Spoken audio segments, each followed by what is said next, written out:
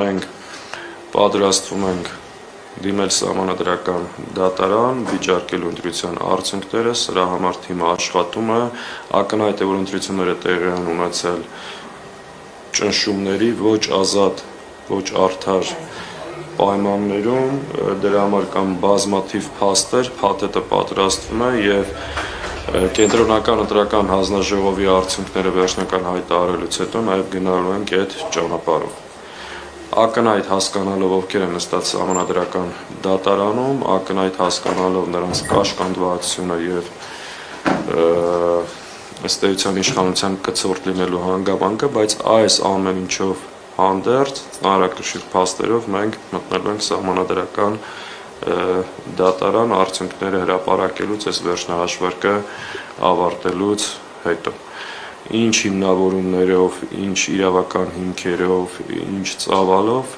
բավականին մեծ փաթեթ պատրաստում է, դրա մասին համապատասխան մեր իրավական խումբը հանդես կգա։ Իսկ ինչ վերաբերում է այն քննարկմանը, որ մանդատները արդյոք վերցնելու ենք, չենք վերցնելու, ինչպիսի քաղաքական ընթացք է լինելու, այս հարցերի պատասխաններ ունենալուց հետո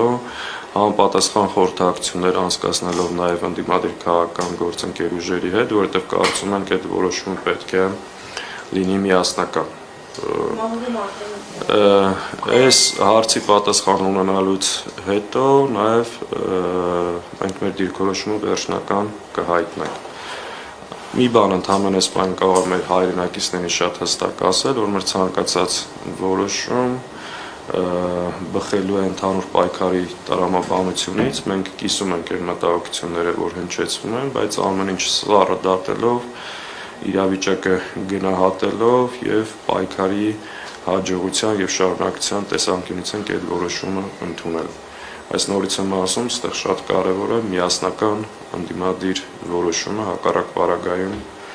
ցանկացած որոշում ընդունելիս կարևոր է միասնական որոշում։